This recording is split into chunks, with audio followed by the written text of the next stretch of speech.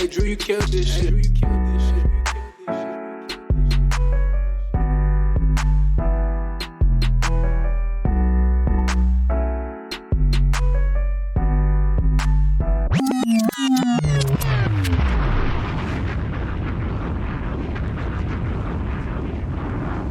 What's up, everybody, ladies and gentlemen, boys and girls, children of all ages? We back once again in your ear, 613 Faye Production, Four Corners of Wrestling, baby, or as Becky say, Four Corners Wrestling. In your ear, what's happening, y'all?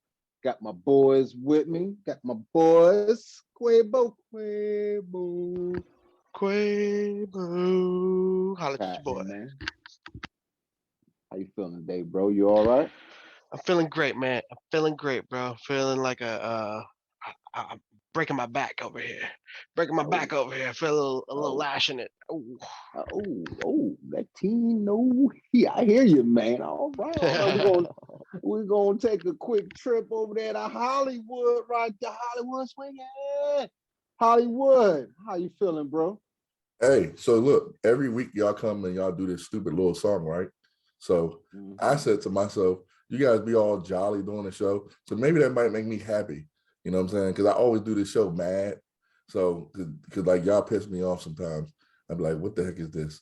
But I got a song. Ready? What's that? You ready? Quavo, you ready?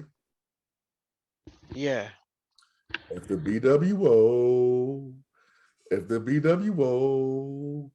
well, they got stupid ideas and opinions about wrestling. FWO.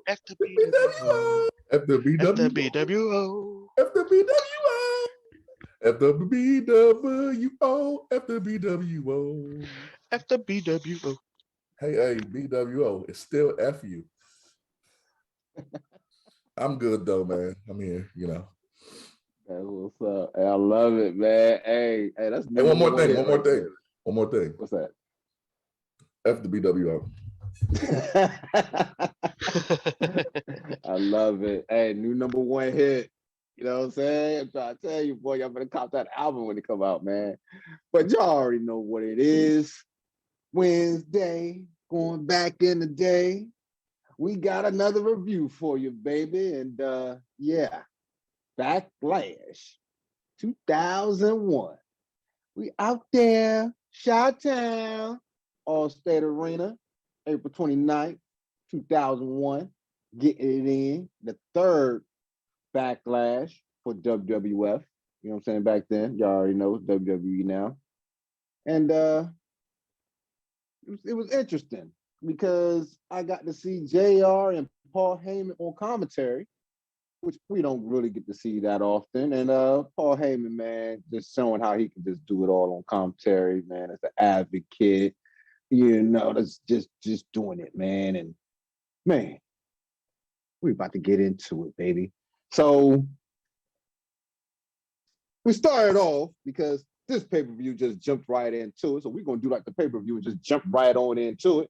Started with a 6-man tag match in which we had Team 3D,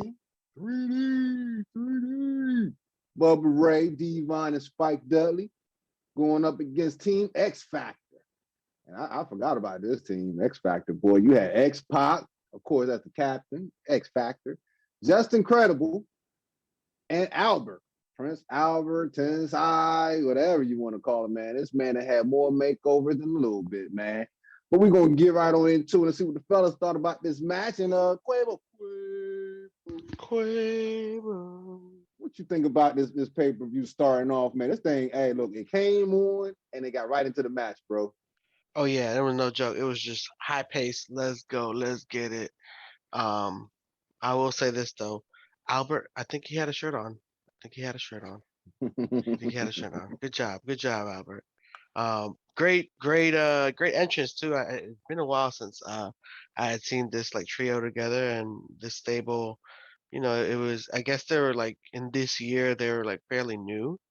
So seeing them together, I was like, okay, interesting. They kind of look like a weird version of the Ginyu Force. I don't know.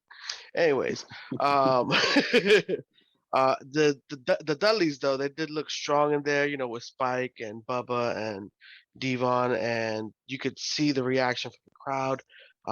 They definitely wanted the tables bad, dude. They wanted tables Mm-hmm. bad, bad. You could just tell throughout the entire match the roar was like definitely obvious. But it was good to enjoy and seeing Albert moving in the ring like that. There were a couple moments though where it looked like he almost broke his back on the ring. And the crowd didn't care. They just wanted tables. They were like, more tables, tables. But give it to the bad guys. I mean, this was a fairly interesting way to start it out. Two stables against each other. And I thought it was a good way to give the bad guys the win and still make the Dudley boys a force to be reckoned with. Because even though they didn't get the win, they still put X-Pac through that table. And that was fucking beautiful. That was amazing. It was so good. It was what we had been waiting for the entire match, and finally we got it. Even if it didn't give them the win, it was still worth it. So I thought it was pretty good, You had to wait like 8 minutes for that to happen, you know what I'm saying? Yeah. And it was crazy, you know what I'm saying? Tense guy out there with his college degree. So, he was smart enough to know to get fully dressed, you know what I'm saying? So I appreciate you pointing that out, Quabo, because you gotta do it, man. I was laughing at how Spike was looking like Eric Bischoff's little brother, you know what I'm saying? I Right? was tripping out about that. Like, oh wow, that's weird. Oh man. Hollywood, what you think about the pay-per-view jumping right into it with this 6-man tag match, Team 3D against X Factor? Man, as Quavo said, man, I totally forgot about X Factor. I knew X-Pac had a click, but I forgot about X Factor. And they worked pretty good together. They picked up the win. Of course, they had to get the Dudleys, make the people happy. But it was good seeing X-Pac, Prince Albert, because, Prince Albert, shouts out to Prince Albert. He did a lot of good work in NXT.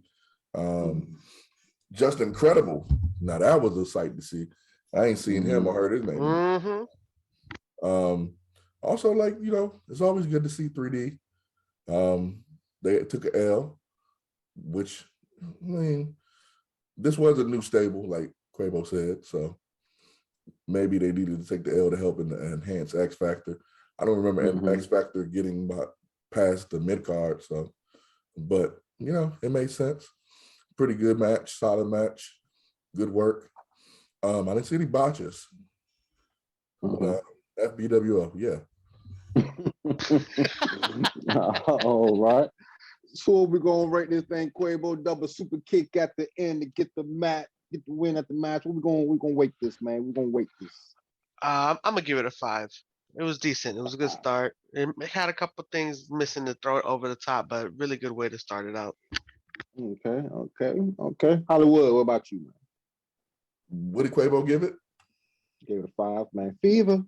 I'm gonna go ahead. I'm agree with Quavo. Hopefully, it's not one of them shows. But I'm agree with Quavo. You know what I'm saying? Books made. You know what I'm saying? All right. So this was like, right into one match, into the next one. So the next match we had was the WWF Hardcore Championship match with Rhino and Raven.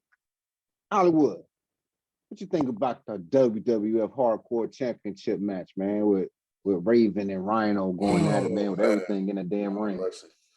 Lord of mercy. How can I say this without it sounding funny?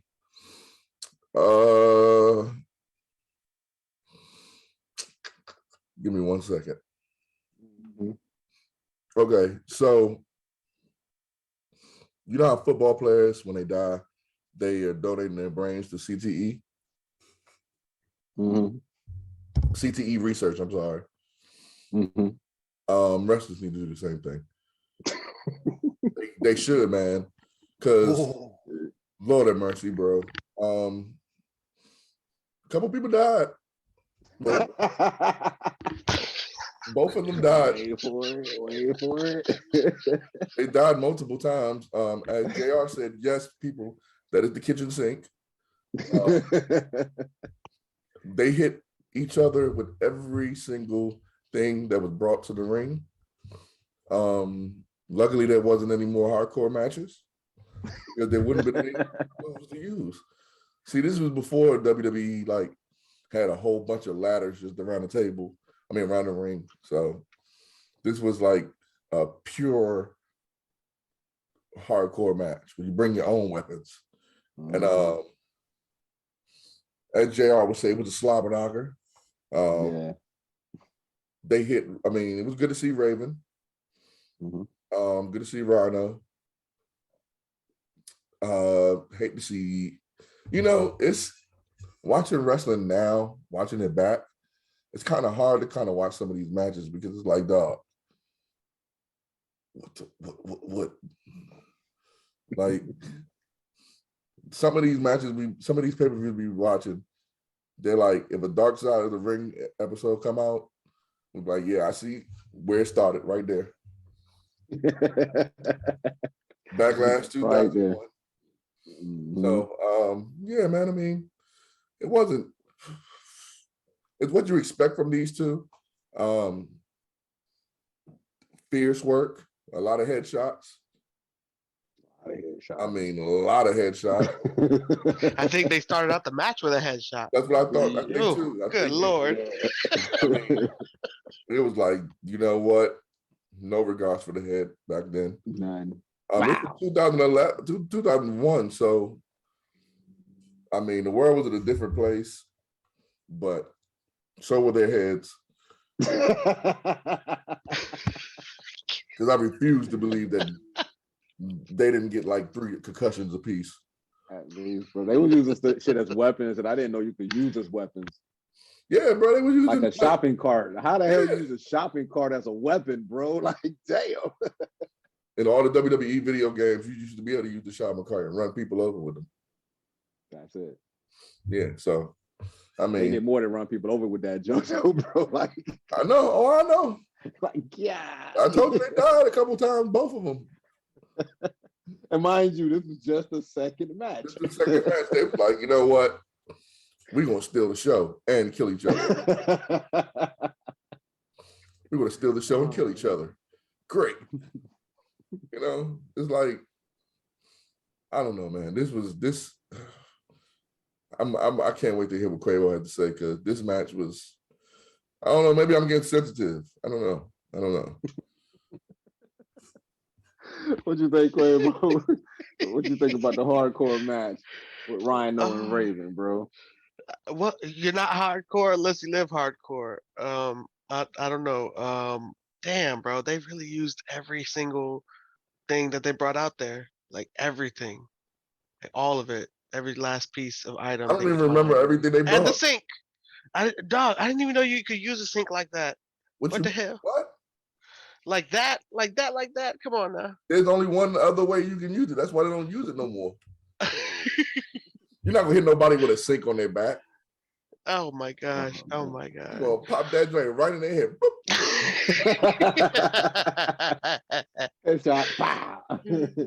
Hey, well, to their credit though, they didn't do a lot of blading, so that's a plus. That was all natural headshots. That was all natural headshots, and you need to. Fucking swollen faces. I mean, but see, Rhino's face is already swollen, so I feel like he could take a couple headshots. Bro, they would have had razors out there. They would have cut each other with them, or hit each other with something. Yeah, they wouldn't have been cutting themselves with them.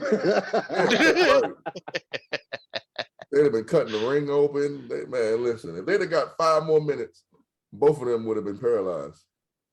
Well, oh my gosh. Well, at least Brock wasn't in this one. I'll tell you that much. Oh man, no, but I thought it was funny that they were able to go like down the aisle and grab signs off the walls and like hit each other with it. Headshots galore. This was definitely one of those kind of matches where you saw a lot of hardcore.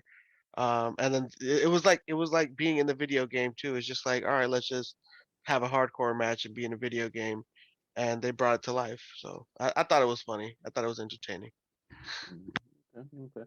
Yeah, I definitely like the the entranceway Because we don't get setups like that anymore. You know what I'm saying? Where they can use the props around the ring. Usually just, or they come out, you know, so we got the screen now. But they actually had like the swinging tiles and stuff that you could pick up and beat motherfuckers with. So that was great to see. That was good. So Hollywood, what you gonna rate this thing, baby? What? What you gonna rate this match? This hardcore match. You rate hardcore matches? Hey, this was for the belt right here, man. All right, well, you know, after the BWO, I'll give it a 4. 4 for Hollywood, FWWO. Quavo, what you got, baby? Yeah, I'm gonna stick with the 4. That's fair.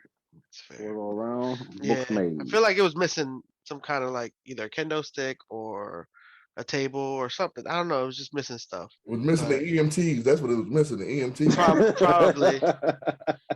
Medical transportation. I mean, it's not a hardcore match until you get thrown off a stretcher. Just saying.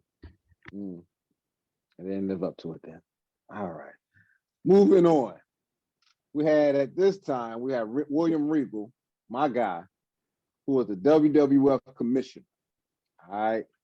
And this I'm gonna set y'all up for this one. I'm gonna set y'all up because he was doing some craziness, man. He had the fake Queen of England, or excuse me, the Duchess of Queensberry, or whatever you want to call her, coming out, you know what I'm saying, to cheer him on, some chick. And so we had a Duchess of Queensberry rules match where the Duchess of Queensberry basically came up with the rules. So it's 12 minutes and 11 seconds. Man, Quavo, talk about this match for me, man. The Duchess of Queensberry rules match. Oh, the Duchess, man. The Duchess. This don't... Oh, jeez. Wow. I think we saw her in right quick, the last one too, didn't we? Huh? I think we saw her in the last review that we did too, didn't we? She be getting that TV time, man. They getting that paycheck. She getting that chicken. Oh, getting that bag. That's the Duchess, man. That's what she do. But we also had Shane doing little story time. Shane and the Beanstalk, where we got to see young Stephanie and young Michael Cole, you know, before we had this match. You know what I'm saying? Coach backstage and everything, and Regal talking about, no, get away from her. What are you doing, you scoundrel? Being Regal. And Barbarians. You know what I'm saying? What did he say last one? America is full of barbarics. We have this thing called the handkerchief, and if you stick it in your pocket, you won't look like a slob. So the great work by Steve Regal. We got a nice little package setting up for him and Y2J, Chris Jericho, you know. And I actually remember being a youngin' watching. Well, I probably wasn't a youngin', you know what I'm saying, but I'm younger than what I am now. I actually remember the skit of Y2J going this office. Never been you know young. What I'm saying? You've never been young. And I'm young at heart. Stop being a hater. So, yeah, I remember that segment. It was funny then. It's funny now. So yeah, Quavo, talk about the match and what you thought about the whole segment leading up to this Queens of Duchess of Queensberry. I feel like the Shane bedtime story, nursery rhyme, whatever it was, hilarious, poking fun at Big Show. It was truly entertaining. You know, he has a way of poking and rhyming and making fun of Big Show in a way that, you know, just it pokes at my heart. It really does. It's funny. And and then, you know, Shane had a thing for calling big guys stupid. He did. He really did. That was in my notes. But no, what else? Oh yeah. The way that they had the video package, and then the way that Jericho walked in with the entrance and cracks at Regal again. He's like, "Oh, is that the Duchess? I thought that was the Duchess," and goes back replaying what he had already done the night before. So I thought it was pretty comical on Jericho's side. This match overall was one of those things where it's like, it's obvious Regal is definitely gonna win. Mostly because nobody knows what the rules are. And even though Paul tries to make it look like he does, nobody knows. And they're not gonna know. They're never gonna know. But we still don't know. we still don't know. We still don't know. We still don't know. And I have a feeling there's probably another rule in there that they forgot about, or another round that they were supposed to do. But this was, overall it was funny because it was like those moments where the bad guy is going to win. And Mm. and it's also funny because Jericho's over here doing his best, and Regal's doing his best too, but also seeing how the Duchess is that extra upper hand, making it impossible for him to win. You can't win by submission. What the hell? Okay, and you got the round. So all of that adding into it was entertaining, but it was also good to see Regal come out with that win. Barely walking out, Duchess's wig damn near falling off. It was laughable the entire time, and I enjoyed it. It was funny, man. It was hilarious. Hollywood, what about you, man? What was your thoughts on this thing, man? And Shane doing his little bit, man. Like, that's crazy, bro. I'm gonna start with Shane. Shane and Mo Mac should be in the Hall of Fame, dog. Let's just put him in the Hall of Fame, bro. Shane, like you said, with big guys, it was like this year with WrestleMania, with Braun. You too stupid. I mean, you dumb, he made Big Show look so. He makes Big Show look bad. He made Big Show look so bad, and he Shane just got it, man. Shane just got it. He was one of the best talkers back then. He kept captivated back then. So him reading the story was, like Quavo said, it was hilarious. It was funny.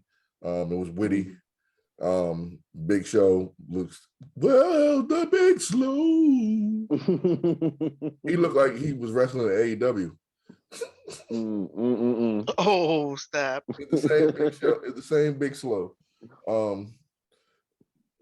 When I can't think of what I'm about to say, I'm gonna just say FBWO. FBWO. Now I'm gonna have to keep it real.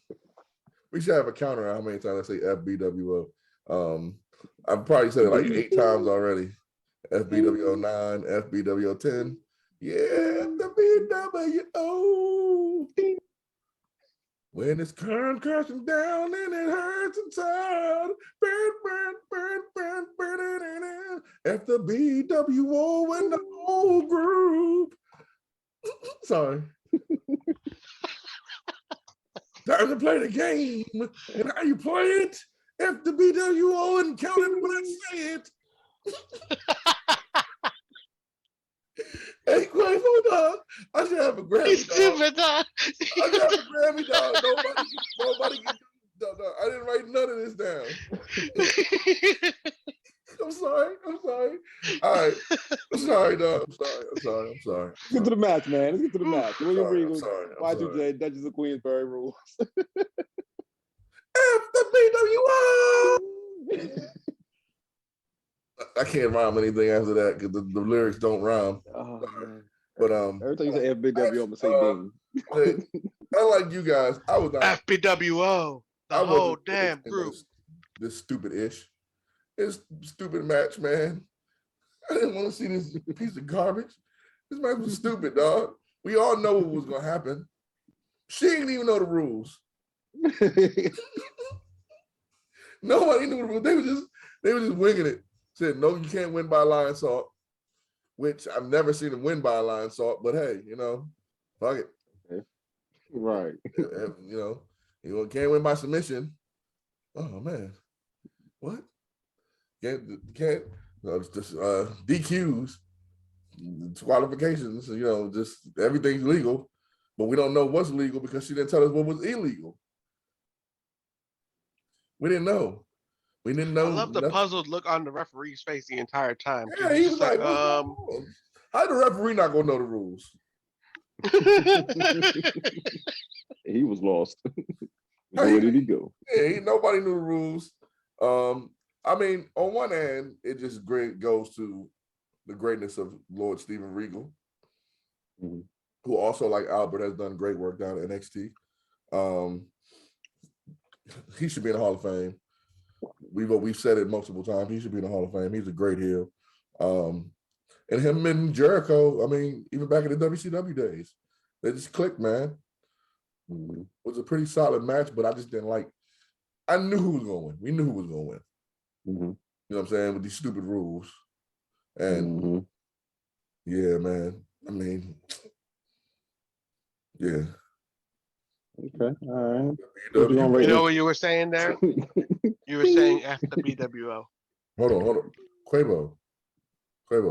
Oh shit. You know what happens? Nah, it's too early. It's too early. Too early. No. You know what happens when you're in a group and you take the NWO swag and you name it the BWO, the Black World Order? First of all, that sounds racist. I mean, it does. I mean, I get being pro-Black, but come on now. Hey. And then the dude say he want to come on the show, like he want to come, like we scared of him. Dude, He said he want to come on the show? he said one of the leaders of the he said we can go on their show. I said no. It will be our show, that show, and then it'll be our show on this show too as well. I don't think they're gonna have to kick us off. They're not gonna air that episode. Because it's gonna be hella edits. Oh man. Let's get it. Quavo, what you rating this match? What you rating this segment? This one gets a 4.5, only because her wig almost fell off. You can see it. Yeah, 4.5. The wig almost fell off. All right. Hollywood, what you rating this segment, bro? Same thing. I give the BWO a 0. It's like nah. Who I'm good. I'm gonna go ahead with the same thing what Quavo said. Like I said, man. If you listen to the show, I don't really like watching matches that I know who's gonna win. There's a difference between I know who's gonna win because I've seen it before, and I know who's gonna win. And I didn't even I've seen this pay-per-view before, but I don't remember this pay-per-view. I don't remember it at all. So once I seen that, it was like, oh. Yeah. So. Yeah, no need for the spoiler alert. It's already spoiled. Y'all know who I can't. Right. Y'all know who I can't wait to talk about. So let's keep moving, baby. So next we had a little package, you know what I'm saying, show meeting with Vince backstage, and Vince is like, you know, trying to psych him out and everything, psych him up, get him pumped and everything, you know. What are you gonna do? How are we gonna do it? And, you know, and show's like, I'm gonna kill him, I'm gonna do it with my hands.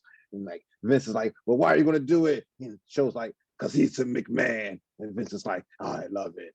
And yeah, they're just like, the evil menace team has formed against Shane, but will they prevail? Tune in to find out. Because next we got the 30-man ultimate submission match between Chris Benoit and Kurt freaking broke my neck and won a gold freaking medal Angle. And hey, this thing had a 30-minute time limit.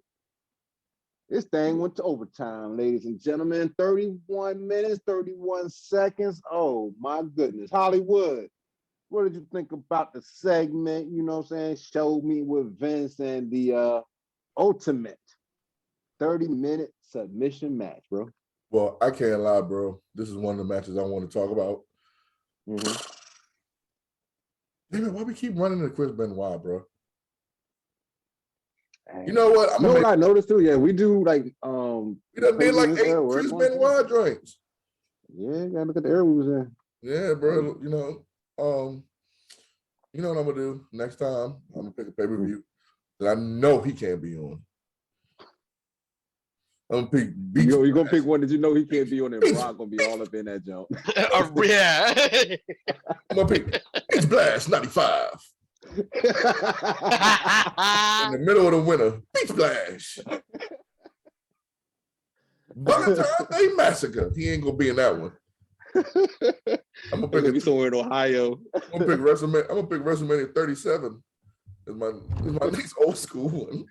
And he ain't in that one. Terrible. Damn, I just realized what I just said. My bad. Let me divert the attention somewhere else. F the BWO. Yeah. Mike Bones and the BWO points and stuff like that. Every try and give me the little sucky promo thing, but it's like, bro, y'all suck. Like, did y'all watch that thing? Remember I sent y'all the promo? Nope. It was not worth watching. I couldn't play. It wasn't worth watching. Sitting down doing promos in their video game chair and that shit. Yeah, I saw that. Doing promos in their cars and shit. I'm like, what the hell? All right, like, okay. Anyway, getting back to this match. Man, you want to talk about professionals, man. These two are some of the greatest to ever lace it up. Unfortunately, one is a piece of crap. The other almost was a piece of crap, but he got himself together. But man, this was if you want to learn, young wrestlers out there, if you will listen to the show, I doubt it because you're probably playing video games with the Young Bucks.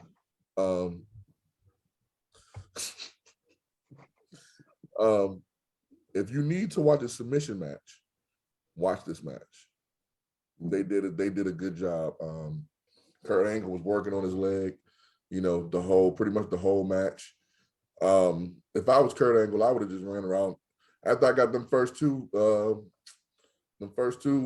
falls, I would have just ran outside the ring. Ain't no countouts. Right. I just ran outside the ring. But sometimes wrestling just tells the stories. It took me a while after I figured out that wrestling was scripted. Like after I found out it was scripted, it took me a long time to figure out that they don't be using like common sense logic. They be using wrestling logic because they be telling the story. Because it's like sometimes you be like, dog, why? Like if I'm up 2-0 and it's 20 minutes to go, I'm not doing anything that he can to possibly be able to try to submit me. Like any moves to get to I'm not falling on the ground. If I fall off the ground, I'm rolling around. I'm running to the back. I'm you know what I would have did if I was him? What's that? I'd have climbed the little scaffold and just stood there. The match has to end in submission. It's submission, Yeah. So, but yeah, I mean, these two, who didn't think these two was going to? Matter of fact, didn't our last pay-per-view we watched them, they was a tag team? Or was it the one before that? I think it was the last one. So this might have been the blow-up to that. I don't know. We've been doing pretty good watching these things in order, but we're not going to keep doing that because, man, I'm tired of seeing certain people. Yeah, Benoit is one of them. He's great, man. I can't take away his wrestling, what he did in the ring, but he played shit. But, it was a good match. I mean, Angle getting them in the crossface, getting a fall with that. Chris Benoit getting them in the ankle lock, getting the fall with that. That was pretty cool.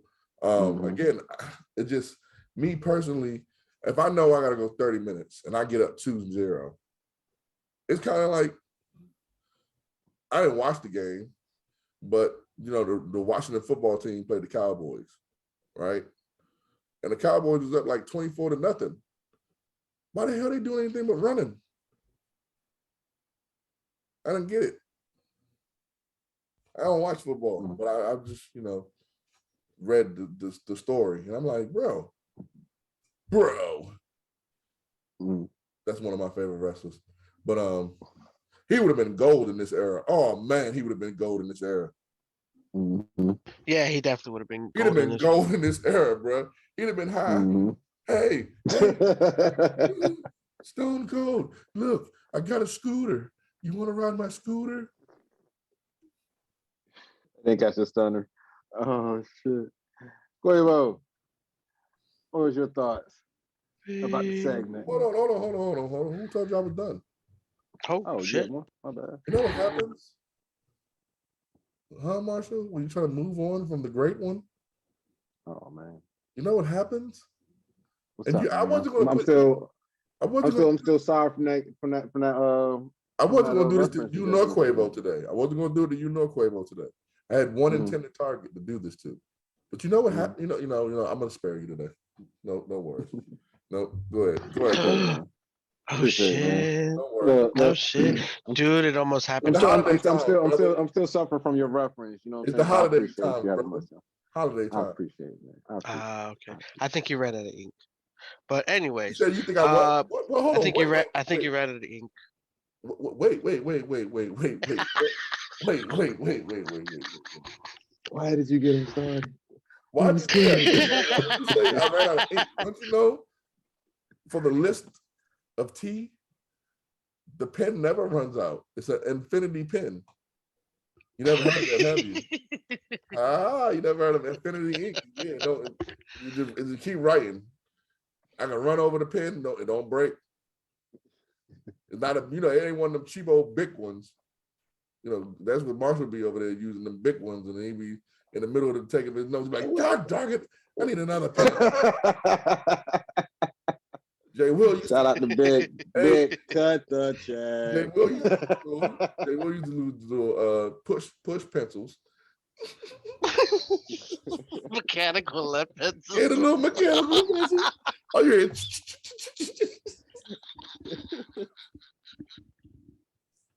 I can't. Hey, dog. Hey, matter of fact, bro, you should be on the list, Marshall, just because of that shit you said earlier before the show. And I see you didn't research it either. So when you talk about Zeke Fava, what kind of no one in the world thought that except you. How you gonna bring that into this? That's messed up, man. How you gonna put me on the spot? Hey man, listen, this pay-per-view was you on your heel stuff, man. You on your heel shit today. I see. Hey man, I'm a heel all the time. I'm MJF in Long Island. I was like, you on your MJF shit today, boy. I'm MJF in Long Island, man. You hear that pop he got? Oh yeah, man. Yeah, that was nice. That pop was nice. Even though he's a piece of garbage. I'm sorry, man. I'm sorry. Yeah, Quavo scared to reply now, man. The great one don't win all. I'm sorry, man. Damn. Quavo over there like, are you sure? Is it safe? Gotta be ready. It's like double dutch. Hold on. Maybe this will help. If FBWO. Okay. All right. Cool. Yeah. This was an interesting match. The commentary was hilarious too. Paul and JR together. JR always has those like marble mouth moments where he's just jumbling through words and can't decide who's who. And it was good. I love watching it. Paul, cracking me up with the my Olympic hero. Hilarious. All in all, it was entertaining to have them, doing the commentary with this match. And it definitely helped sell the like intensity in the submissions and those holds, because man, there was a lot going on in that match. But definitely good to see Angle, being dominant in the beginning of the match, probably one of the greatest technicians out there. And it was just like a game of chess, each one making their move, each one like taking their L's and tapping out, and then getting those 30 seconds of rest time and then getting back in it. And all in all, they had a bunch of submissions going on. It was like, who is going to be the better submission machine out there? And each of them using their own personal submissions. I think it was Angle who was favoring his arm in the beginning, and it was like, oh, is he really hurt or is he just faking it? And then you just see him going in and then using that crippled crossface, and it was one of those moments where you got to see a little bit of everything, a long, grueling match, but all in all, that moment where you thought Kurt won, but he got the tap after the bell had already rung. So, he got that loss, and all in all, it's like, damn, who really got the win? Well, you end up seeing after sudden death. So that sudden death overtime was also a little icing on the cake. And they did exactly what they were supposed to do. Each one had to tap out and do what they had to do. And all in all, this was a very long and grueling submission match, but they both fought hard and proved who was the better technician in that moment. And I still think Kurt won that one, because damn it, that shit was right there, bro. I feel like they'd be messing up the time, and it is what it is. But all in all, they won. It happened. Benoit takes the win, and he proved he was better that Kurt in that moment. Yes. Okay. So we're gonna rate this thing, Hollywood. We're gonna rate this whole ultimate submission match. I'm gonna say 6.5. Because it went to well, again, we knew it was going to overtime.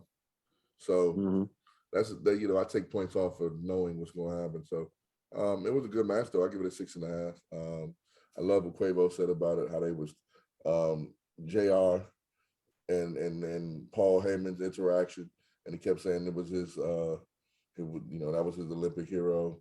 I mean, they used to really push that he was the Olympic hero, to push that he was a heel, so we wouldn't like him. And I liked it. It was a good match. What you expect from these two? Okay. What about yourself, Quavo? Benoit getting the win over Olympic gold medalists. What you gonna rate the match, bro? Yeah, I'm with Hollywood on this one. I like right before he said it, I was already thinking it in my head. I was like, yeah, this is definitely a 6.5. And everybody did what they had to do, did exactly what they're supposed to do, and cut the check, call it a day, and let's keep it moving. Okay. Y'all agreeing on everything tonight, boy. I see you, baby. I see you. All right. So next we had Big Brother Taker, talking to Kane, trying to hype him up and everything. Looked like he was scolding him, like, listen to me, little bro. I got your back, man. Just listen to me, man. Just listen to me. You know how little brothers can be, man. They ain't trying to listen and shit, man. They always trying to talk back. Your arm's already broken. Listen to me, damn it. You know what I'm saying? Just shut up and listen, man. They just gonna keep on talking, man. And then you cut to Steph and Triple H. They looking at them, talking about them. You know what I'm saying? Okay. So then we get to the last man standing match. Yeah, we talking about what Shane O'Mac was talking about, Shane versus the Giant Dum Dum and all that craziness. And here we go. We got Shane O'Mac coming out, big show, last man standing. And Quabo, what was your thoughts on this segment in this match, man? Oh man, yo, this match, oh my gosh. But you know what, leading up to it had me laughing too, because the way that they were looking at the brothers, and then Triple H is like, I think I can read their lips, or I know what they're saying. They're saying, what he was like, what excuse are we gonna use on Monday Night Raw when we lose the belts? Like, it's freaking hilarious, dude. Gotta give it to Triple H, man. You're right, because it's like them being, and I'm thinking this, right, with Kane and Undertaker talking, right? Like, okay, so you don't see the camera there, you don't know the camera's there, but Triple H and Stephanie can look at the camera and see you, like, okay, wrestling, you're funny. You're funny, wrestling. But then we breaking did get that the video. inner fourth wall. You know what I'm saying? Yep. Right, But then we did get that good video package, because if you remember, this was when Shane had actually bought WCW from under Vince. Everybody remember that. That was classic. That was classic right there. So, Vince really wanted Shane to be broken in half, which, we alluded to the meeting between Show and Vince earlier. So we got the whole video package, and man, that, and then with the match and everything, man. Go ahead and talk about it, Quavo. Oh yeah, it was good, man. And see, I'm glad you're mentioning the video packages, because I feel like they definitely add a lot more to this pay-per-view. And they just kind of like refresh and remind you of the rivalries and how everything's getting started and how it's all building up and leading up to this match. Because, dude, this match was intense. It was definitely hilarious. And they were, man, and it was 11 minutes. It was like 12 minutes long, man. Like, it really wasn't that long. But it wasn't that long, but you really. were like, oh my gosh, is it over? Like, but are you serious? What the fuck? Right, because look, we just sat through a whole 30-minute match. We just sat through a whole 30-minute match. You know what I'm saying? So that was like an eternity. Yeah, so it was an eternity. You could tell, bro. Like, they started, how wrestlers usually have like a freaking, the mist on them and sweat and all that shit, and you could tell after a long, your face is red and shit. This one, it was like, damn, they didn't even have enough time to sweat. because this was a quick match, but damn, so much happened in so short of a time. Like I Right. think from the get go, I give it to Shane though, Mhm. entertaining out the just hilarious, Which way just did he go? out the Which way box, did he go? exactly. Like running around the ring, underneath the ring, just messing with the giant all over the place. It was entertaining to say the least. And then seeing how what's it called? Tess gets involved, and then Mhm.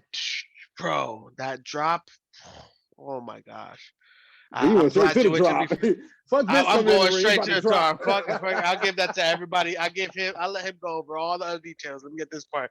That drop though, God, he died, bro. He Hey, died JR for was real, right. bro. JR was right. Oh JR man, said what we the? are going to Come be. on, man. What? Come on, I dog. had to take that one. I ain't gonna let you take that Come one. Come on, on, bro. dog. He died, bro. I don't be saying your little goofy catchphrases. He did what he's supposed to do. Taking my stuff, man. Hey, but he died, bro. Did you see him jump off that entrance? He died. I ain't gonna lie. That's how I'm He gonna start died. it. That's how I'm gonna start my Oh part. my god. Go ahead, bro. I yield all my time to him.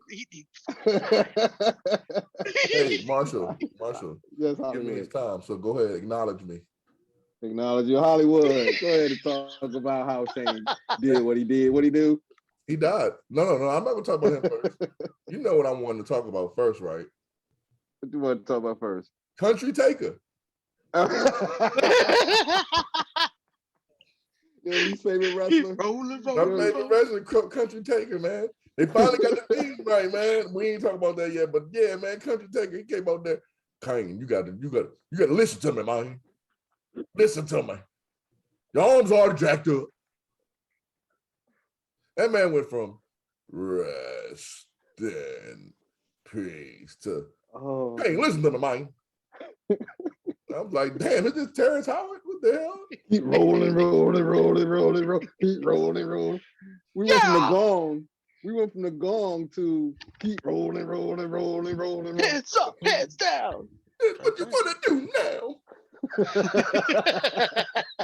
Oh, I can't wait till we get to that match. But yeah, Country Taker, he's hilarious, dog. Like every time I see Country Taker, man, and if y'all don't know what Country Taker is, go back and listen to a couple episodes. I don't remember which one, but go back and listen. Country Taker is hilarious, dog. He come on that drink. Come on, Tank, listen to me, man. The arm already messed up, man. We gotta go out there. Like, come on, man. I can't even paraphrase what he said. But it was Terrence Howard and Hustle and Flow. That's what he sounded like. Come on, man. What you talking about, man? Come on, man. I got this, man. Come on, man. But nah, it was what you expected. Both of them died. Good to see 50 Tess. feet Good to see Tess. in the air off the Titantron. Rest in peace, Tess, who actually is really dead. Yeah, rest in peace, Tess. He did his thing up there, though. R.I.P. Tess. Shane, man. Shane got some. Listen, you know how Vince used to say he got the grapefruits? Well, shit, the damn apple don't fall too far from the tree. Because, man, this boy here, man, he just jump off anything. It don't matter. He'll jump off of it. He'll hit you with anything. He'll let you hit him with anything. Whatever. They It call really that wasn't joint the much to talk leap of about. faith off the Titantron. Yeah, it really wasn't much to talk about this match except the part where he died. Did you see? Well, Vince came out. Well, I mean, because like the most exciting part happened when he was chloroforming the Big Show. Vince came out. That was exciting. Smacked him with the chair, and then the 50-foot drop. Did you see the debris flying in the air? Yeah. Oh. Man, it was junky in there, man. They put on that little thing, man. Big Show was dead. I was like, oh man, they killed a giant. And then Shane was dead. I was like, oh, they killed Shane too. He's dead. He'll be back next pay-per-view. Hopefully, he didn't even walk out. Tess had to carry him out. Yeah, if it wasn't for Tess, both of them would have been laying there. They both would have been counted out. If I'm picking the next pay-per-view, I'm picking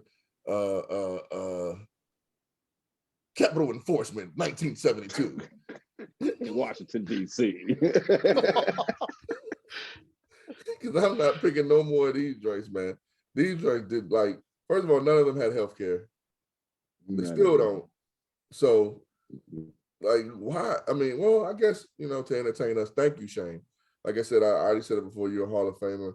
I mean, but you died. You like a cat for real. Like, you a real cat. Like, you got 9 lives for real, brother. Like, you just be dying and get back up and then die again. You know, 2 lives in 1 match. You've been dying for 30 years. That's crazy. 2021 and this was 2001 and you died and you're 20 years later, you're still doing the same stuff. I'm sure the next time we see you, you're going to jump off something. So, yeah. And miss. Well, if he's fighting the Undertaker, he's going to miss. But he won't be fighting the Undertaker. So. Let's hope not. Let's hope Taker stays retired. Country Taker, old Undertaker, Demon Taker, all them Takers are done. Yeah. They're all done. They done. He doing movies with the New Day now. So, you know what I'm saying? There you go. He getting that bag. He ain't tripping. He's eating bootios and stuff now. What if Undertaker ate bootios? Oh man, he probably tried them all. He's relaxing now. He probably one of them tough guys. I'm not eating that bootios. Michelle, did you touch my bootios? What happened to my bootios, man? Now he can talk like himself. Every time that man, that's how he told you. When you got mess with his food, when you turn to the Undertaker, you turn to Old Taker when you mess with his food. You know you don't mess with no grown man food now. Every time he does an interview now, dog, he be so happy to do an interview because he couldn't do an interview for 40 years. He couldn't do an interview because he was trying to keep that damn the mystique of the character. He ain't never talked to nobody. He wasn't on Saturday Night Live. He wasn't on none of that shit. Now, every time he do an interview, he don't know what to do with his hands. He be rambling on about the story. He be like, no one cares about that part. We asked you about the Montreal Screwdriver. Let me tell you about Shotgun Sunday in 95. Like, what? Man, leave Taker alone, man. He'd be so happy to do. No, that man ain't never do no interviews back in the day, dog. That man ain't never do. We never seen him out of character, which is why he's one of the best characters ever. However, bro, and this run that he been on since he retired, bro, this man done did Snoop, Jimmy Fallon, Tyson, Kevin Hart. Yeah, Kevin Hart, cold as balls. But Kevin Hart just did the cold as balls joke. Like what? He popped out the tub. When he popped out the tub, I was like, "What the fuck?" He's like, Kevin, man. When you do it as long as me, man. Hold on, wait. Yeah. He was so happy doing that. Even when the lights started flickering in that drink, he wasn't even. And they had the drone. The drones was pissing me off, bro. Yeah, but you peep game though. Like usually when the lights flicker and stuff like that, he make his eyeballs roll in the back of his head. He's like, man, I ain't gotta do that shit no more. He did do it one time for him, though. He did do it one time for him. I think Kevin asked him, didn't he? Nah. I guess it was like overreacting. Yeah, did it one time. He's like, oh, sorry, old habit. Every time we see that man now, he's so happy that he get to talk. As you should be. That he finally get to talk. That's the only thing he's happy about. He don't care about nothing else. He just want to talk and tell his side. I was going to Sean if I would have saw him after the Montreal Screwdriver. Man, look here, man. I would have got to him.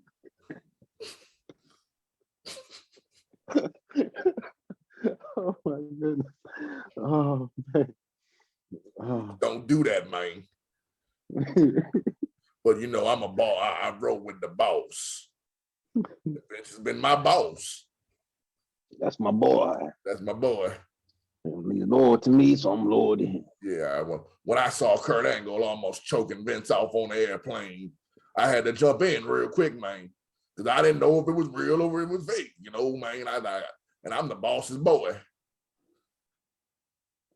I'm sorry, man. I'm sorry.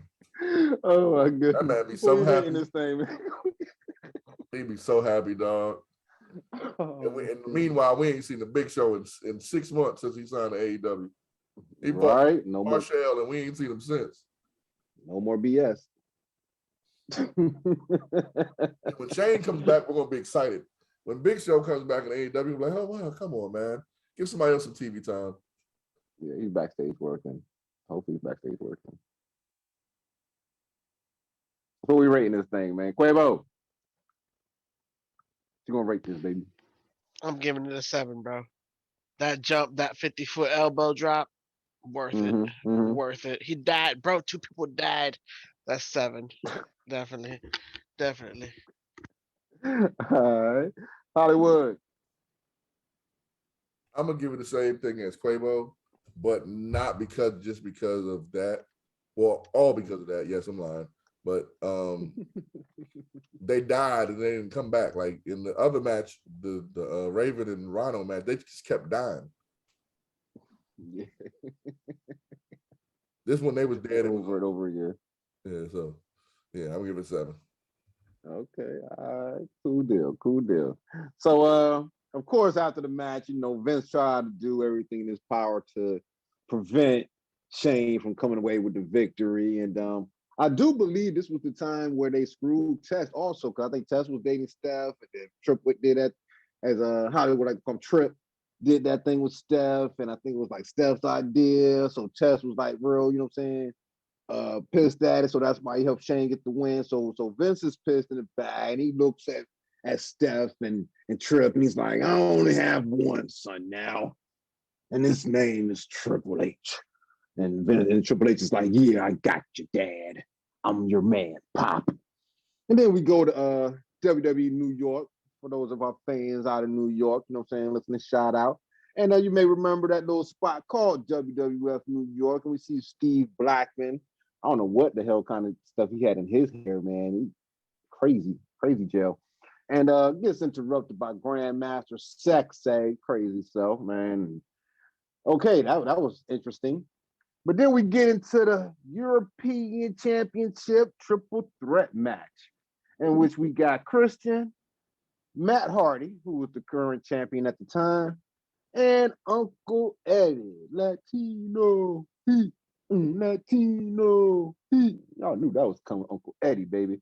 So, Hollywood, let me get your thoughts, man, on the whole segment. Vince being pissed, you know what I'm saying? Let me get your thoughts, your memories on WWF New York, man. You probably hated it. It's all good if you did. And then the European Championship triple threat match, man. What's your thoughts, man? I didn't hate WWE New York. I just never been there. Didn't they have one in DC too? No, that was ESPN.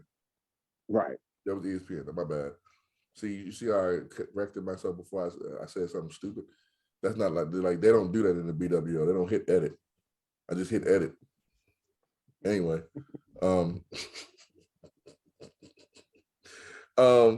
Vince, man, Vince doesn't care about his, like, one thing about Vince, man, that's why I've always kind of not been so hard on him, because, man, he don't care. He'll put his family out there. Like, his only son is Triple H now. And it kind of feels like that still to this day. Because I don't think he likes Shane. Or ever liked Shane. There was one story one time they prank called Vince, and they're trying to get some Shane with the Dudleys, and they prank called him trying to get some weed. Look it up. It's a funny story. But anyway, yeah, man, this match was, again, it's another one of those things that you expected. They did what they were supposed to do.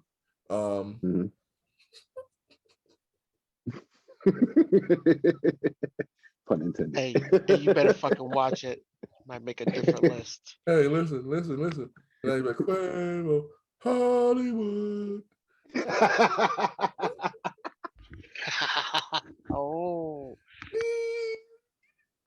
Anyway, this match was pretty good, man. I mean, these three, I'm not gonna lie, I didn't really want to see Christian. And you could tell he was the weak link back then. He definitely got better. He definitely improved. Christian's a Hall of Famer. This was a match with Hall of Famers. Everybody in this match was a Hall of Famer. Is it? Is everybody a Hall of Famer? No, Matt is not a Hall of Fame yet. Matt's not in the Hall of Fame yet. Right. The Hardys aren't in the Hall of Fame yet. Jeff either, because Jeff interfered along with Edge. Yeah, unfortunately. But yeah, man, I mean, getting to see Edge run out there, make a difference, try to cheat, and then Jeff try to run out there, make a difference, which he did make a difference. And Matt retaining, I mean, it was what it was supposed to be. How long was this match? 6 minutes and 52 seconds. It was the popcorn break. Yeah. After we had all those crucial jumps, you know what I'm saying? We done sat through that 30-minute match. These guys definitely could have gotten 20 minutes, and it would have been a sensational match. And it wasn't a bad match with the 6 minutes that they got, but they could have got more time. Eddie still had the damn what's the haircut called? The mullet. Mullet, yeah, he still had the mullet. So this is like fresh off of the coming into WWE Eddie kind of. Edge had blonde hair. You know, Christian, they both wore them shirts, them see-through Jamaican shirts. Hold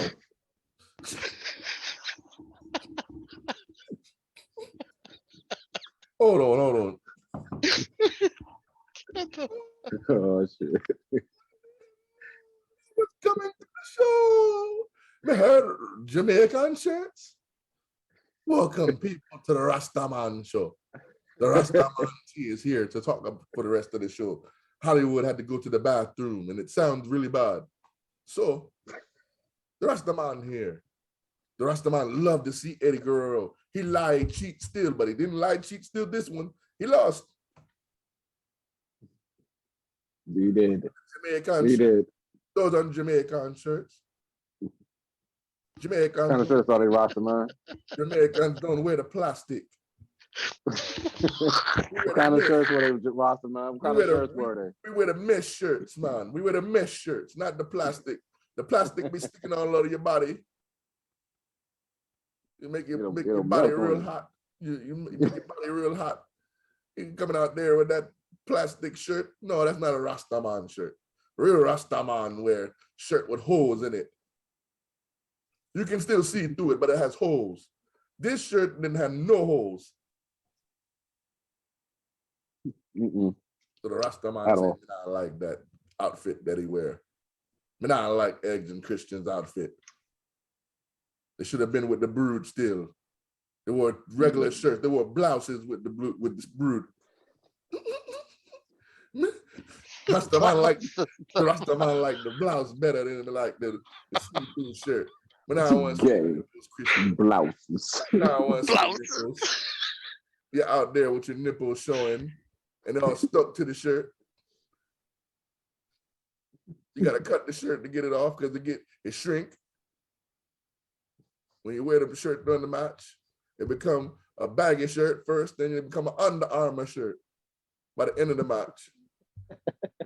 You ever sit on the your old grandparents' furniture when they got the plastic and you sit on their butt ass naked and it's hot in the house? Are you wrong? That's what the shirt looked like on the shirt. He had a laminated shirt on, is that what you're saying? He had a laminated shirt. The shirt was foggy. I have a shirt, foggy shirt. You know, he went to the window tint place, said, hey man, let me get the thinnest tint you got shirt. Wrap me around.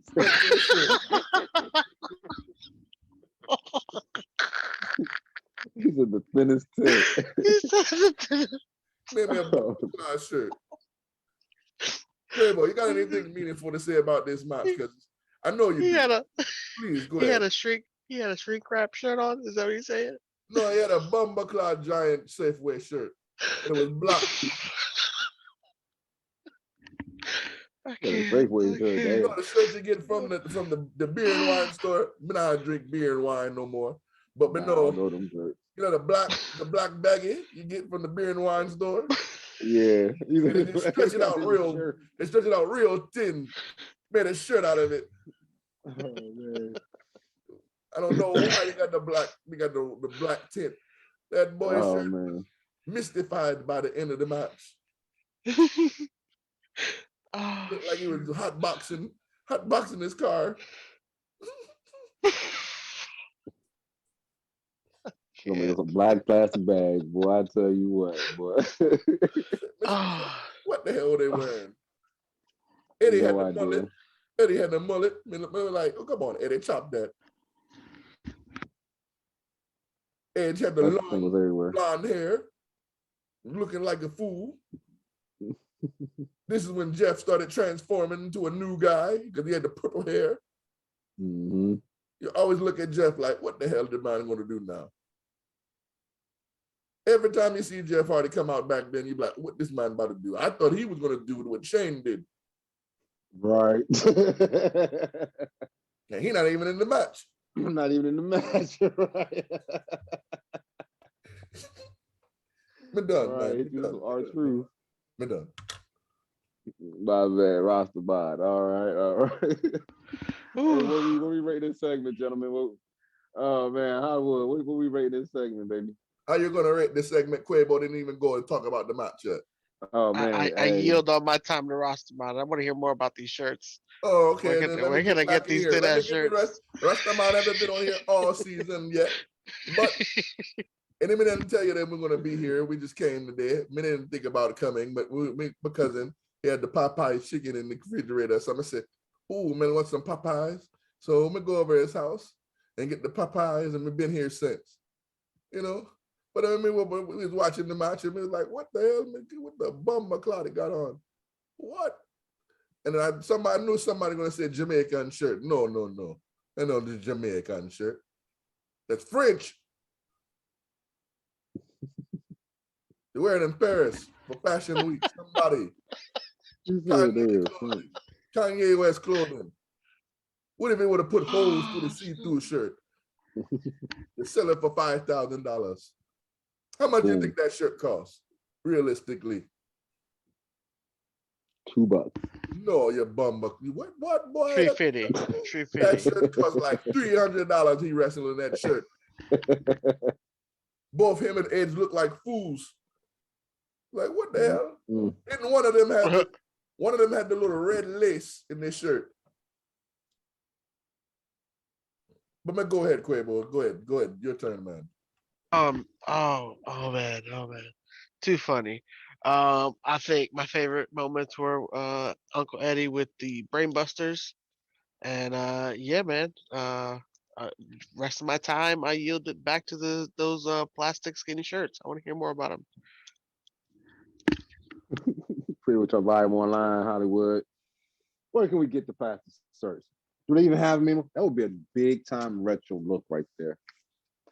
Get Quavo that shirt, some crazy ass glasses. Oh, you better not. You better not. I need the breathable mesh kind. We are in the holiday season. Quavo in the holiday season. Rick Ross. Latino heat. Oh.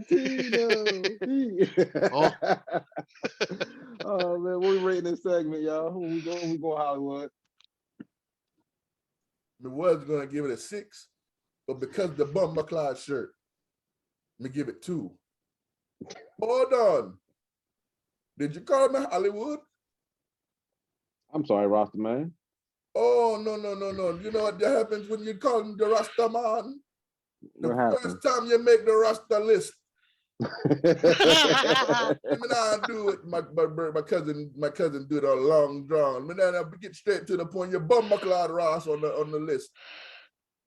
Rasta first list. One on the list. On the Rasta list. You're the first person on the Rasta list. Number one. Number one. No, you know what else on the list? You know what's on the list also, well? Christian and Ed shirts. So you should not be on the list. Oh man, it's all good. What you rating this segment, man? I'm gonna give it a 3. I'm gonna give it a 3 because those shirts. Shirts, yes. Okay. First time, y'all opposites. Nice. Okay. All right.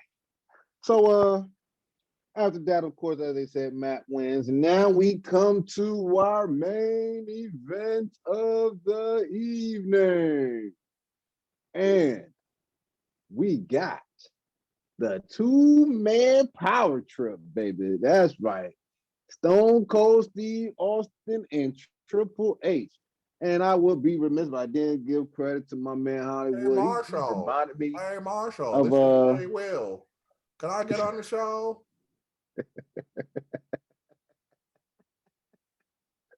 What the heck? No, I'm playing. Oh my god. You got some Popeye shrimp? There ain't no Popeye chicken. Fuck that. Yeah, shout out to Hollywood, man. Hey, I appreciate you, man, for reminding me about the two-man power trip, bro, because I totally forgot about how Stone Cold and Triple H teamed up for this, going up against the Brothers of Destruction, the Twin Towers of Doom, Kane and Undertaker. So, man, let's talk about this, man, because here's this. Let me set y'all up for this, all right? So all the titles on the line, all the titles. Triple H is the Intercontinental Champion at the time. Stone Cold is your WWF Champion at the time. And Kane and Taker are the tag team champs, all right? So if Triple H and Austin win, then they're the tag team champs. But let's say Kane pins Austin. That means that Kane will be WWF champion and Taker will be IC champion and vice versa, all right? So let's talk about this, man. Quabo, what did you think about this match here, the main event of the evening? Oh, the main event, baby. Two-man power trip against the Twin Towers of Doom. Goodness gracious. B.O.D., Brothers of Destruction. B.O.D. What, Contra Taker? Country Taker. Yeah, 27 Taker. minutes, 11 seconds. So yeah, as JR would say, this was a slobber knocker. Slobber knocker. Yeah, man. Yeah, man. I'm telling you, this one was definitely interesting to watch, entertaining to say the least. Roller,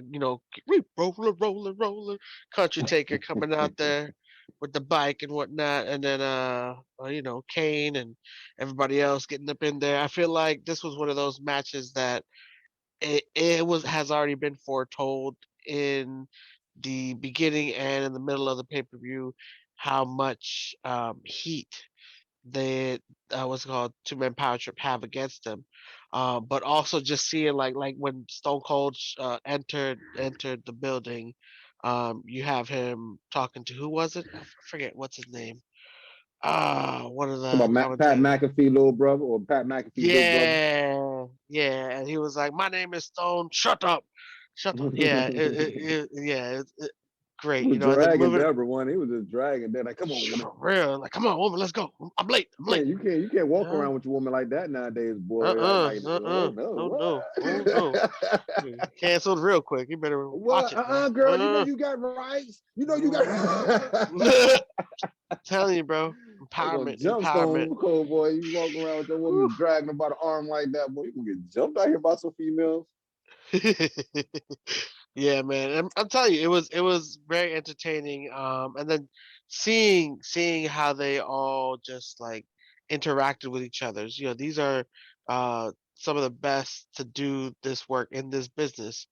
And just to see how each of them plays with their personalities, with their gimmick, the way that you had Vince come in and give the sledgehammer to Triple H, and then you have Stephanie in there almost getting choke slammed by Kane, like so much going on, and still giving you a decent. Was it choke Bro, slam? she took 2 steps in the ring and caught a boot to the face, bro. Like, oh yeah, Kane laid her butt out. That was hilarious. That was like the highlight for me. You brought that. Yeah, I remember that vividly. Now Vince almost caught a choke slam. Yeah, he did. He did almost catch it. He did. But that's why he brought the sledgehammer. And good thing he did, because I don't know what the heck Stone Cold was doing, but he wasn't in that altercation. But just seeing getting beat up by Taker. They was by Country Taker. At that point you getting beat up by Country Taker, because at that point you had stuff happening in the ring, you had stuff happening out the ring. It was like the fans got what they paid for that night, because you had fans looking stuff in the ring. Fans had their head turned, wasn't even looking at stuff that was happening in the ring. They was looking at Taker go at it with Austin. So yeah, everybody was having a great time. Oh yeah, and then just the stipulations on this match was entertaining too. Just think about it, like somebody was gonna, like, one of these tag teams was walking out with double gold, And we all know who was going to be. We all knew who was going to be.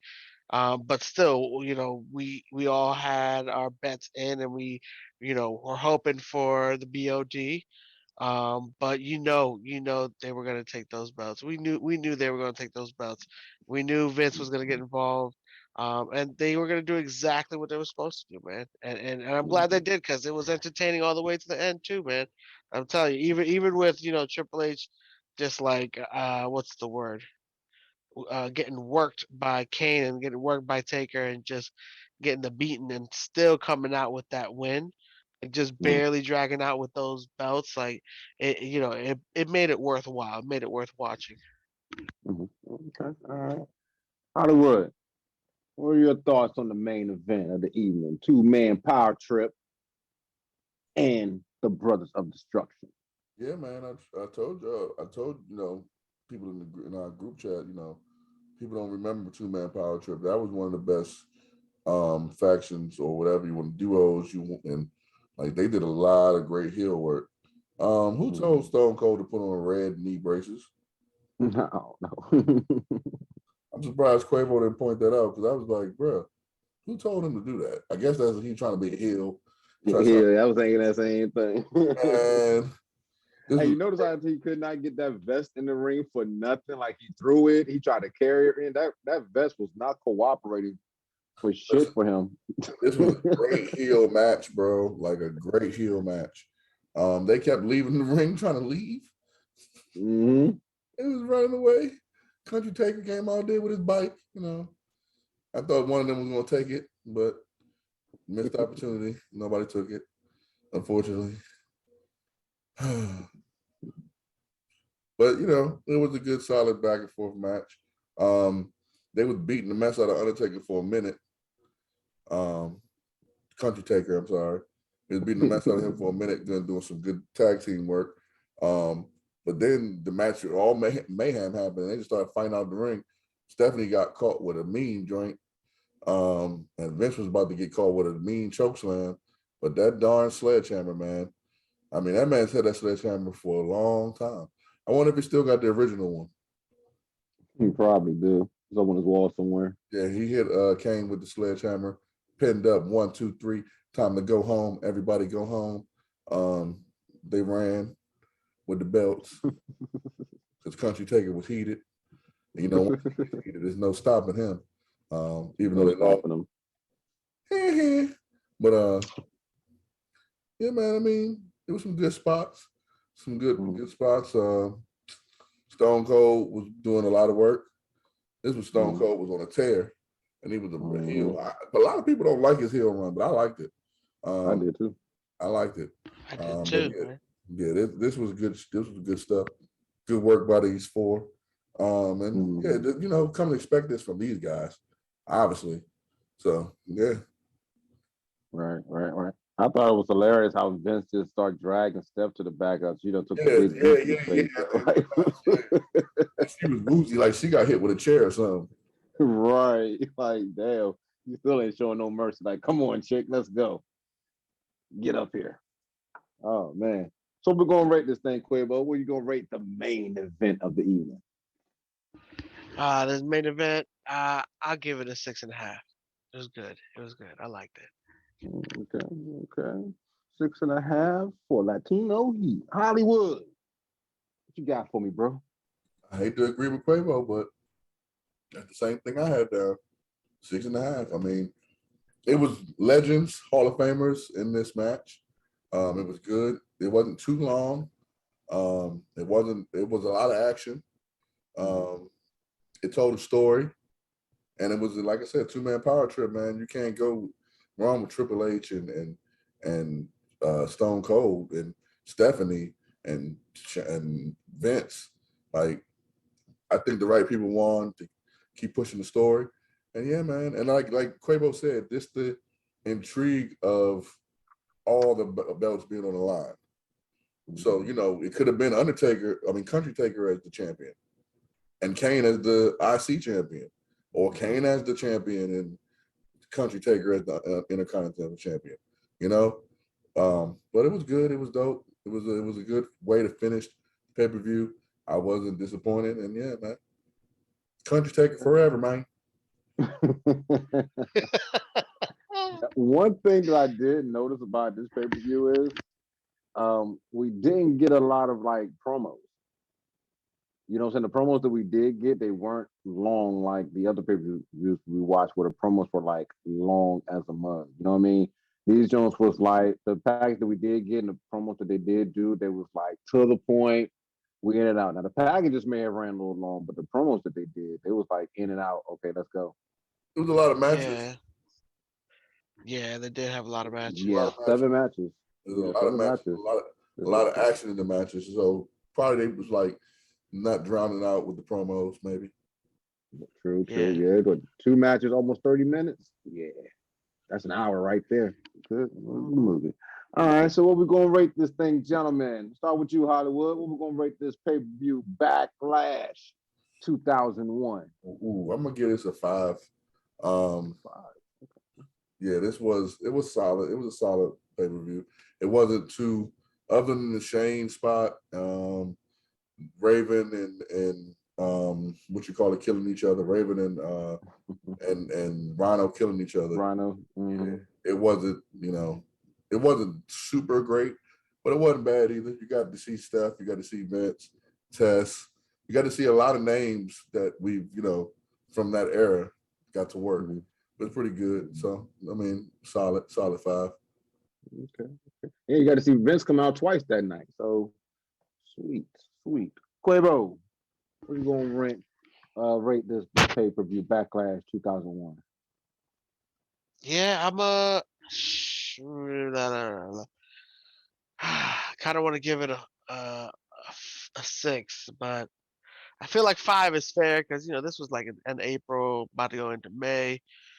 Yeah, feel like the best part of it was the fact that Shane died. And Big Show died, and yeah. I mean, you knew exactly what you were gonna get. The bad guys were definitely gonna win, and you were gonna enjoy it all the way through. So yeah, I mean, it was a good. I'll give it a 5. Okay. Yeah, I agree. I mean, I watched it.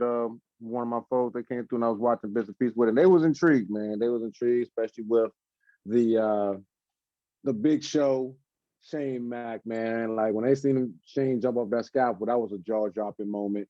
And the entertainment from the 2-man power trip going up against the BOD, that was good. And like you said, just seeing Rhino and Raven die, as Hollywood pointed out earlier, just dying over and over again, man. It's like, okay, that's crazy. But go ahead, fellas. Y'all have a good time today, man. I had a wonderful time today, man. Surprisingly. Yeah, man, I had a good time, man. A good time. We got a visit from the Rostamon too, and we learned a little bit about Jamaican shirts. It was good. Man. Culture. We culture, man. We culture. Oh, FBWO. Yeah. A little bit straightening. Ain't nothing but a little bit straightening. Migos cut the check. Migo! Mama! Cut the check. Mama! Ooh! Oh! Ooh! Hey, BWO. Check it. No, matter of fact, I'm sorry. Marshall, this is your show. I'm sorry. Tell the people where they can find you at Hollywood. I know you got something to say to the people, man. Go ahead and tell them where they can find you at. Find me where you find me every week, baby. The views are going up on the YouTube channel. So you can find me at the 613 Faye on Twitter. You can find me at 613 Faye DMV on Instagram, 613 Faye Productions on Facebook. My personal stuff, you can find me Mike T304 on Twitter, on Instagram, M Turner 304, and on Facebook, just Michael Turner, man. You can find me there. I'll be in the groups telling it BWOF, the BWO.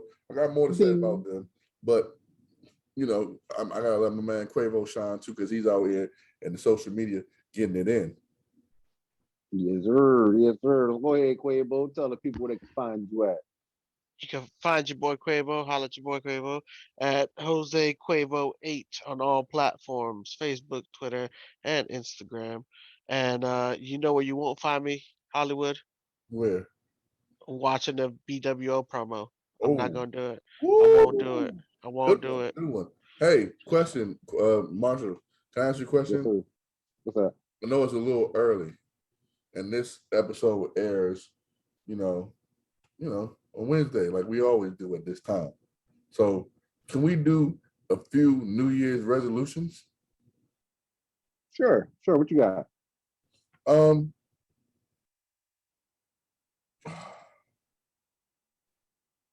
me and my guys are gonna be millionaires.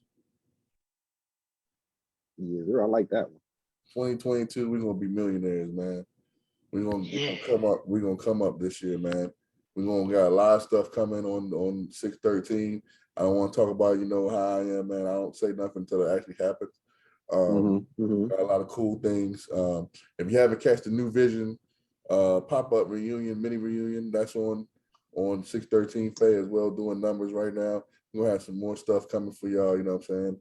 Different, not just wrestling, not just video games. We're gonna have some more shows coming back next year, well, not coming back, but new shows. And yeah, man. Shout out to just want to say, to the year's almost over. Shouts out to the Facts crew. Shouts out to Tone and Cash. Shouts out to everybody that's in the four corners of wrestling, man. We're gonna turn up this year, man. 2022. I promise you. We're gonna do the new school episodes, bringing those back in 2022 as well. And yeah, man. From Quavo to myself to Marshall. Yeah, man. Shut the fuck up! I love it, man. I love it. Hey, Anything man, for you, Quavo? Hey, who you guys thought won? I'm sorry, Quavo. I'm so sorry, Quavo. You're good. Because the 2022, I'm not cutting you off, bro. I promise. So you're gonna got a couple more episodes in 2021. I'm gonna cut you off. I'm sorry. Please don't put. But did you guys see the Bone versus 3-6 versus? Yes, sir. Come on. Tell the truth. In my heart, or in the actual. Nah, 3-6-1. So Okay, they so let me ask you this they question. had to don't crunk, but it's like I put it like this because I'm a Bone fan. Me too. Right? I'm a 3-6 fan as well.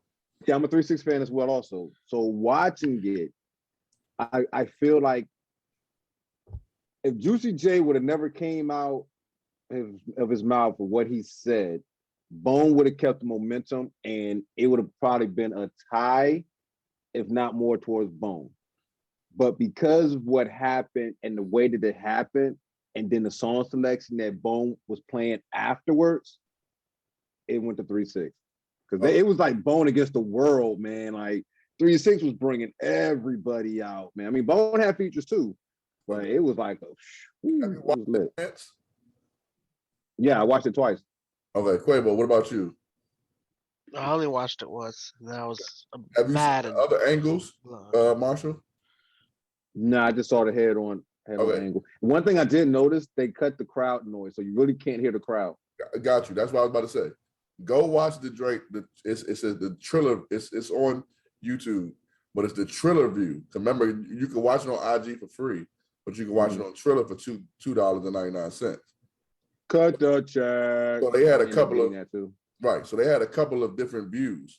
Go watch it on that joint and see who won, and then come back and tell me next week if you think that Bone still lost. Because I'm gonna be honest with you, the day when it happened, they was getting slaughtered to me. I thought Bone got slaughtered. I'm not even gonna lie to you. I'm a Bone fan. My brother, y'all know Ellis. We were texting in between the battle, and he said Bone was up before the fight. The fight happened at the fourth song. He said it was tied up at that point to me. He said, "See, I had it up. I had it 3-1, 3-6. My brother had it 3-1 Bone." And I'm like, nah, you tripping. 3-6 came in with too much energy. Like their tones are back to back, punch you in the face joints. So I was like, okay. But then if you watch it after the fight, Bone first of all, it was unfair because it was in LA. So the crowd was singing every Bone song. Right. Watch it from that view. Okay. Okay. Because without the crowd, you would think that 3-6 won because they would just you know what I'm saying, cut out some bangers like you were saying. You know what I'm saying? But it's like Bone, me as a Bone fan, right? Because I was watching it with my brother-in-law was on the line, so we was texting back and forth. So I was explaining to him, he was like, "Oh, Bone coming out with the harmony." I'm like, bro, Bone rock a different kind of way. Yeah, but you know what I'm saying? They really not gonna come with that hard chopping like 3 seasons. You know, they got some bangers like that, but like example, the Wwe song. They totally ruined the Wwe song, along with a couple other songs. They were just cutting them, and that ain't how a Bone song supposed to go. Like you got to play like 2 verses. They told him that, and Lazy said it. They told him that they was only supposed to do 90 seconds to 90 to 120 seconds on the show. So that's why they did way longer. I know that's why Bone was blown. That's another reason why Bone was blown, because they cut up their songs for the verses. And really most people, when you watch verses, 3-6 was the only one that bogarted, and 3-6 and Gucci Mane were the only people that really did that. Everybody else usually do like a verse and then they cut it. Yeah, 3-6 was doing like damn near they whole song. Yeah, they were doing the whole song. They didn't cut nothing. But yeah, man, watch it from a different angle, and you'll be like, I don't know, man, because Bones song selection was horrible, but they could have. It's a lot of songs they could have. I don't know, man. They could have came with so much, but at the same time, though, I was still in here rocking. I was still in here rocking out. You know what I'm saying? Not at first when the fight happened. When the fight happened, I was like, right, yeah. I was like, oh man. Yeah, I was blown. And then they went into Days of My Lives. I was like, damn, dog, y'all can't start singing right now. Come on, bro. Right. Hit me with a bang. Hit me first of the month, because they were supposed to hit first of the month after that. Nah, they said, so what happened? So another little, you know me, I'll be knowing the backstories and researching.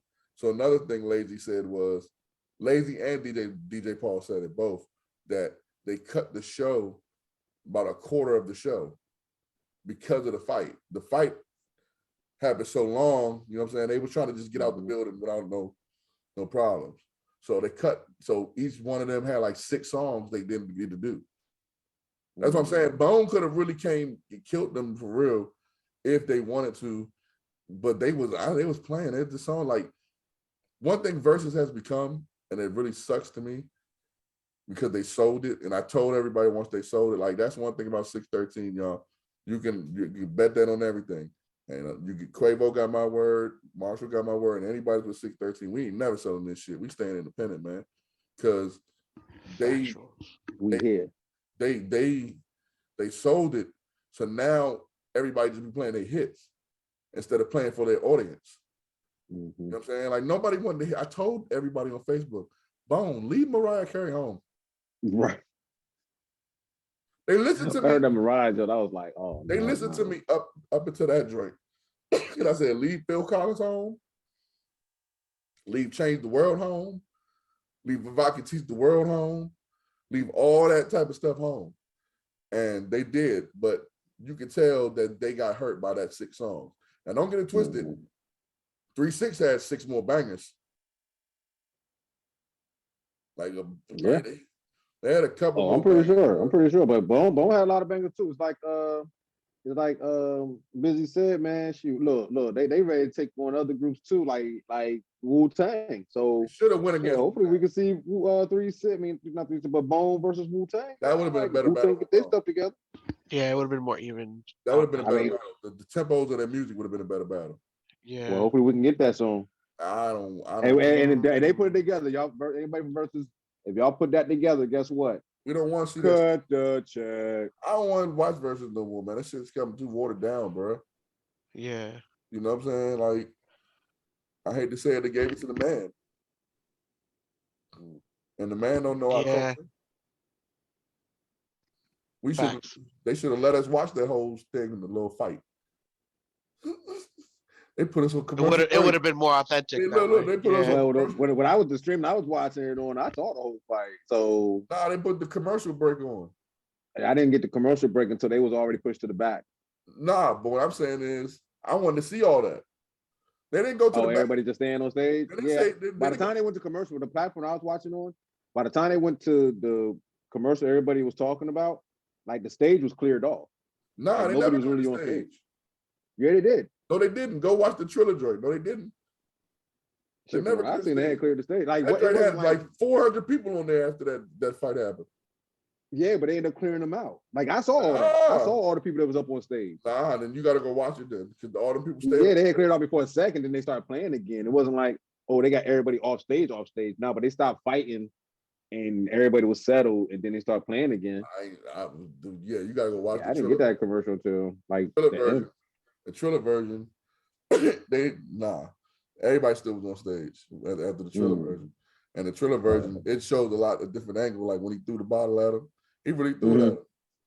Yeah, he hit her on her arm or some shit, right? No, he hit Juicy J. I thought he hit Gangsta Boo. No, he wasn't trying to throw it at Gangsta Boo. Everybody said that because he said Gangsta Boo's name. Man, listen, the only sober person that was probably there was Busy. Yeah, because he said when he feeling good. Yeah, he was the only person. That's why I'm glad he got a chance to come back and redeem himself, because it was unfair to him. Because based on his point, he basically said, and I understand what he was saying. Basically, like, yo, everybody else was talking trash. As soon as I start talking trash, now it's a problem. He said, I expected to shut up or, you know what I'm saying, go sit down or something like that. But I ain't expect a SMD. Right. That's a problem for any man. Yeah, like Joe said, man, we could sit there, we could talk and joke around, you know what I'm saying, tell mama jokes and anything like that. But as soon as you invite a grown man or any man to your private part, it's a problem, bro. And Juicy J seemed remorseful with his. He said it twice, yo. He meant it. No. Twice. I'm talking about after the fact. You go watch his interview with Wiz. He seemed remorseful. He seemed like he seemed blown that he got that he let his emotion get to that. He didn't apologize, but he did feel you can look at him and see, like, as a man, he job blown and he even did that because that man wasn't coming at him like that. Right. So, you know. And even as a man, he wouldn't want nobody saying nothing like that to him. Yeah, I mean, but that made the battle, that turned up the battle. I just wanted to get y'all a little thoughts on that. Quavo, you know what I'm saying? You ain't really say much, you know. I guess you waiting for Daddy Yankee and Bad Bunny.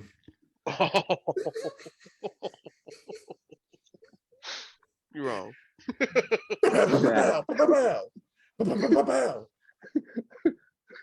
Oh man. And I'm your host. Just let everybody know, you know. If you watch this, there's a new vision clip on the 613 page. We did not practice, and we still sound that flawless. Proud of y'all, man. I'm proud of you, bro. Y'all make sure y'all check it out. And better than ever. And they getting busy. You know it, baby. And I'm your host, Marshall Simmons. You can catch me on I am so underscore all that on Instagram. Hold on. You better watch that clip on YouTube because you don't never know when that shit gonna happen again. Hold on. Right. I don't want to wait for my life to be over. In the morning, in the evening, in the morning, in the evening. That shit took 11 years to get done. That shit ain't gonna happen until 2033. 32. I'm sorry. Go ahead, so man. Oh man. Let me figure out what I'm saying. Oh, and you can catch me on King the Soul _ and all that on Instagram. Marshall Simmons on Facebook. Anything I want to say, fellas, before we do it again, because I messed you up, Wes. Do it again. Let these people know where you be at, because let them know, cuz. Hey, you catch me on I am so 40 _ on Instagram. The King Soul _ and all that on Instagram. Marshall Simmons on Facebook and Soulboy 1521 on Twitter. Hit me up. And y'all know. Tell them. Now. I don't want to wait for my life to be over in the morning, in the evening, in the morning after BWO. Gotta let them know what you didn't do you didn't get to do your Twitter handles and stuff like that, man. Yeah, he did. No, he didn't. Yeah, I did. Do it again. What the fuck? Oh, okay. Jose Quavo 8 on all platforms. Follow me. We out here. We gotta get followers, man. We gotta get all these people that follow us and that love us and to like the show. Shout out to Lola Blue. Yes, Yeah. man. What's I got- up, Lola? Love yo. Giggity, giggity. I shouldn't say it, but I got a crush on her. Ooh. Oh, Yeah, she probably giggity, wouldn't holler. giggity. She wouldn't holler at me, but it's okay. We try to get on the Man. show. Hey, BWO, hey, if I y'all, threw the invite out there. She is definitely welcome. BWO, You know what if you I'm want saying? to come on the show, y'all welcome too. It's all jokes and fun and games. We really don't like y'all, but still, like, if you want to come on the show, you definitely can come on the show. We can make you look like fools. We can do the little whole promo thing, you know, where we make you look like fools. Even Quavo can kill it. Like, y'all realize we've been doing this for a year, bro? Almost a year. Oh shit. Yeah. Yes, Yeah. sir. Right. January will be a year we've been doing this, man. Yes, sir. Gang, gang. That's what we fucking Go do. back and listen to the first season and listen to Quavo. Listen to the goofy shit he used to say. I still say it. I He still still say says it, but it's educated.